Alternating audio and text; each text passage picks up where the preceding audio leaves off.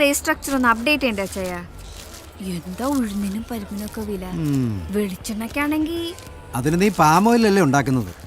അതെ, പക്ഷേ പരിപ്പിനും ഉഴുന്നിനും ഓൾട്ടർനേറ്റീവ്സ് ഇല്ലല്ലോ. ഉണ്ടല്ലോ.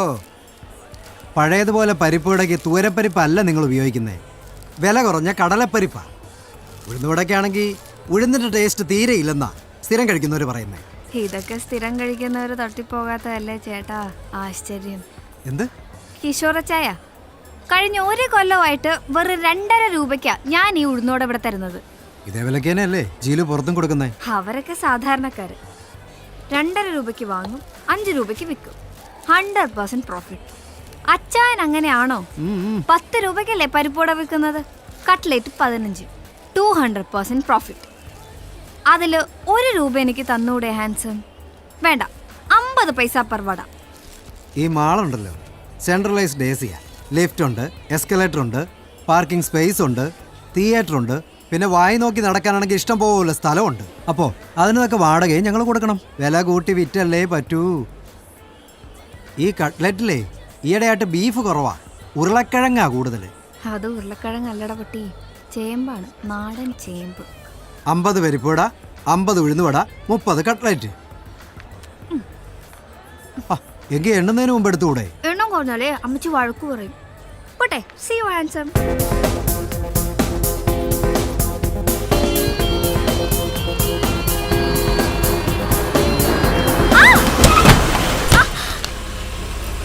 അയ്യോ,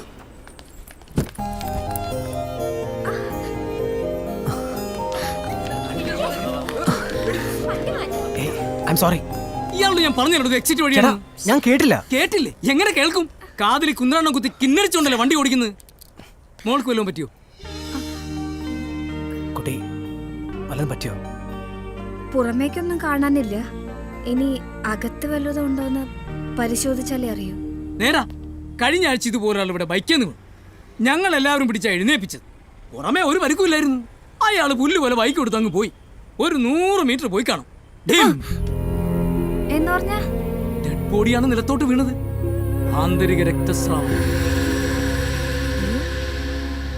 ഒന്ന് പോടോ.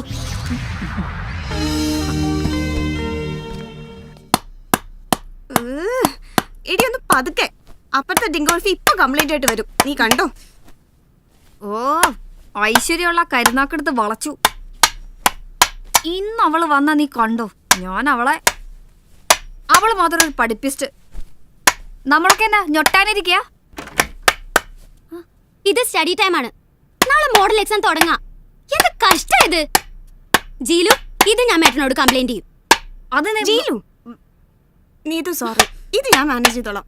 ജീലു, സ്റ്റോപ്പ് ഇറ്റ്.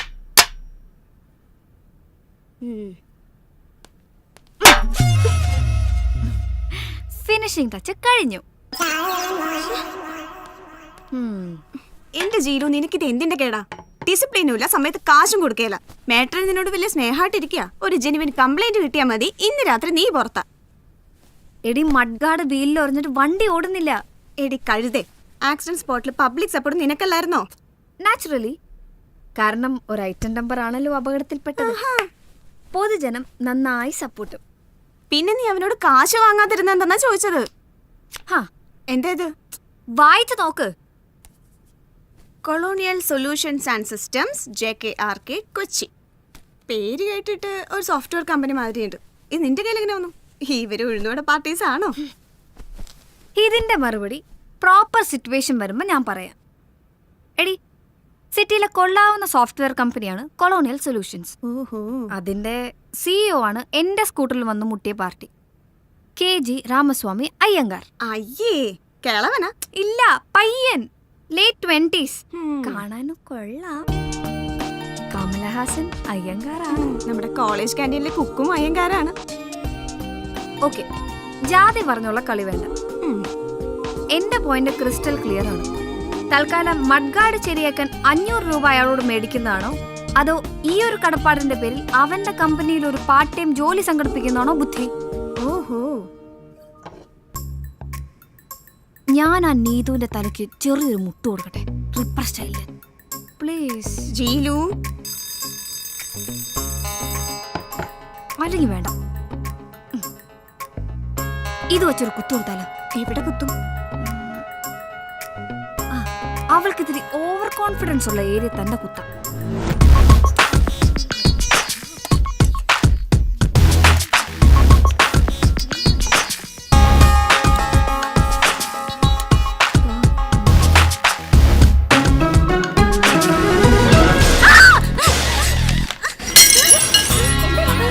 എന്നെന്തോ കുത്തി. എവിടെ കുത്തി? എവിടെയാ? എന്നെ കുത്തി. പറഞ്ഞോളൂ കുട്ടി. എവിടെയാണെന്ന് പറയൂ. ജീലു എബ്രഹാം യെസ്. മേട്ടൻ അന്വേഷിക്കുന്നു. എന്നെ പോക്കിടി. ചെല്ല് ചെല്ല്. ഡൈനിങ് ടേബിളിൽ നിന്ന് ഇമാൻസിനെ വിളിച്ചു വരുത്തി കാശ് ചോദിക്കാന്നൊക്കെ പറഞ്ഞാ അതൊരു വകയാണെന്ന് അറിയാഞ്ഞിട്ടല്ല കുട്ടി. മുകളിൽ നിന്ന് ചോദ്യം വരുമ്പോ ഐ ഹാവ് ടു ആൻസർ. താമസക്കാരിൽ അധികവും ജോലിക്കാരികളാണ്. അവരുടെ കാശ് കൃത്യമായി കിട്ടുകയും ചെയ്യും. സ്റ്റുഡൻസിന്റെ കാര്യം പറയുമ്പോ ജീലു ഒഴികെ എല്ലാവരും. ജീലുവിന് ചില സൈഡ് ബിസിനസ്സുകളൊക്കെ ഉണ്ടല്ലോ. അതുകൊണ്ടൊക്കെയാണ് ഒരുവിധം പിടിച്ചു നിൽക്കുന്നത്. സെമിസ്റ്റർ ഫീ കൊടുക്കേണ്ടി വന്നു. ഉം. പിന്നെ അപ്പൻ്റെ ട്രീറ്റ്മെന്റ്, അതിൻ്റെ എക്സ്പെൻസ് ചില നേരത്ത് പ്രൊഡക്റ്റബിൾ അല്ല. 2 മാസമായി വീട്ടിൽ നിന്നുള്ള. ഞാനെന്തായാലും ഈ ആഴ്ച തരാം മാട്രൻ. നീ എന്താ ഫുഡ് കഴിക്കാൻ വരാഞ്ഞത്? അവര് പറഞ്ഞു കഴിക്കണ്ടെന്ന്. ഛേ, അവര് പാവം.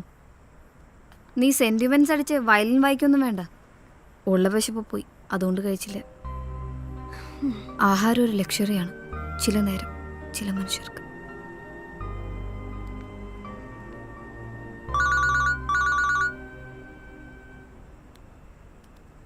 ലേഡി, നിന്റെ അമ്മയാ? അമ്മയോ? ഈ നേരത്തോ? അമ്മ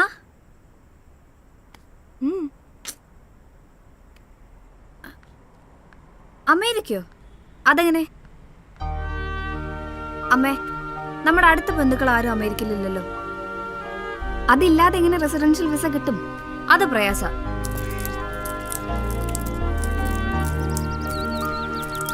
ഇല്ലാത്ത വണ്ടിക്കൂലിയും കളഞ്ഞ് ക്ലാസ്സും കട്ട് ചെയ്ത് വന്നതേ കുക്കറി ഷോ കാണാനല്ല. എന്റെ ആ പഴയ ഫ്രണ്ടിനെ നീ ഓർക്കുന്നില്ലേ? ന്യൂയോർക്കിലുള്ള ബേബി ആൻറ്റി. ആൻറ്റി സ്ട്രോക്ക് വന്ന് കിടപ്പിലല്ലേ? അതെ, ബേബിയുടെ മൂത്ത മോളെ നീ അറിയും. അമ്മു അവളെ കെട്ടിച്ചതും അമേരിക്കയില്. അമ്മ കാര്യം പറയേ. ആരാ അമ്മയ്ക്ക് വിസ ഒപ്പിച്ചു തരുന്നത്? അമ്മു. എന്തിന്? സ്ട്രോക്ക് വന്ന് കിടപ്പിലാണെങ്കിലും ബേബിക്ക് നല്ല ബോധമൊക്കെ ഉണ്ട്. എപ്പോഴും എന്നെ കാണണമെന്ന് പറയും. ആന്റി കിടപ്പിലായിട്ട് 5 കൊല്ലമായി. ഇപ്പൊ എന്താ അമ്മോട് ഒരു പുതിയ സ്നേഹം? പുതിയ സ്നേഹമൊന്നും അല്ലല്ലോ. ബേബി അമ്മുവൊക്കെ അന്ന് നമ്മുടെ വീട്ടിൽ വരാറുണ്ടായിരുന്നതല്ലേ. അന്ന് നമ്മൾ എറണാകുളത്തായിരുന്നല്ലോ, നെടുമ്പാശ്ശേരി എയർപോർട്ടിനടുത്ത്. നല്ല വീട്, കാറ്, സമ്പത്ത്. ഒരുപാട് ബന്ധുമിത്രാദികളൊക്കെ അക്കാലത്ത് വന്നിരുന്നു. കാര്യങ്ങൾ കുഴഞ്ഞപ്പോൾ എല്ലാവരും മിസ്സിങ്. ഈ കേസ് മാത്രം എങ്ങനെ റീഓപ്പൺ ആയി? സത്യം പറ, എന്താ അമ്മൂൻ്റെ പ്രോബ്ലം? അവള് പ്രഗ്നന്റ് ആണോ? പ്രസവ ശുശ്രൂഷയ്ക്ക് ആളെ വേണോ അല്ലേ? ഞാനും അപ്പയും കൂടി കഴിഞ്ഞ മാസം ഡോക്ടർ മാത്യു ചെറിയാനെ കണ്ടിരുന്നു. ഏറിയാൽ 6 മാസം. അതിനപ്പുറം ഒരു ബൈപ്പാസ് സർജറി ഇല്ലാതെ അപ്പായ്ക്ക് പിടിച്ചു നിൽക്കാൻ പറ്റില്ല. 1.5 ലക്ഷം രൂപയെങ്കിലും വേണം. നിനക്കറിയാലോ, ഈ വീട് പണയത്തില്. കാര്യങ്ങൾ അങ്ങനെ തട്ടിമുട്ടി നടന്നു പോകുന്നു എന്നല്ലാതെ എന്തെങ്കിലും അരുതാത്ത് വന്നു പോയാ നമ്മൾ എന്ത് ചെയ്യും മോളെ? അമ്മുവിന്റെ കൂടെ ഒരു 6 മാസം മതി. അത് കഴിഞ്ഞാ വേറെ വീടുകളിൽ പ്രസവ ശുശ്രൂഷയ്ക്ക് ആളെ വേണം. നിന്റെ പഠിപ്പ് കഴിയുന്നതുവരെയെങ്കിലും ഞാൻ അവിടെ നിന്ന് പറ്റിയ നിന്നെ അങ്ങോട്ട് കൊണ്ടുപോകാൻ എളുപ്പമാണെന്ന് അമ്മു പറഞ്ഞത്. നീ പോയി കിട്ടിയാ പിന്നെ ഇളയത്തുങ്ങളുടെ കാര്യം സേഫായില്ലേ? എന്റെ അമ്മേ, കാര്യം കാണാൻ ഇവരെ പോലുള്ളവരിങ്ങനെ പലതും പറയും. പേറും പിറപ്പും കഴിഞ്ഞ കുറെ പഴയ ബെഡ്ഷീറ്റും തലേണക്കാറും ഏറിയ 10,000-50,000 രൂപയും തന്ന് അവരമ്മയെ പറഞ്ഞു വിടും. നമ്മുടെ പ്രശ്നങ്ങൾ അതുകൊണ്ടൊന്നും തീരില്ല. പുതിയ പ്രശ്നങ്ങൾ ഉണ്ടാവും. അപ്പ അറിഞ്ഞു? അയ്യോ ഇല്ല, നിന്നോട് പറഞ്ഞിട്ട് പറയാമെന്ന് കരുതി. നന്നായി. അപ്പയ്ക്കത് സഹിക്കാൻ കഴിയില്ല. നമ്മൾ ഇനി എന്ത് ചെയ്യും മോളെ? നീ ഒരു ഫോൾസ് പ്രസ്റ്റീജിന്റെ പുറത്ത് വേണ്ടെന്ന്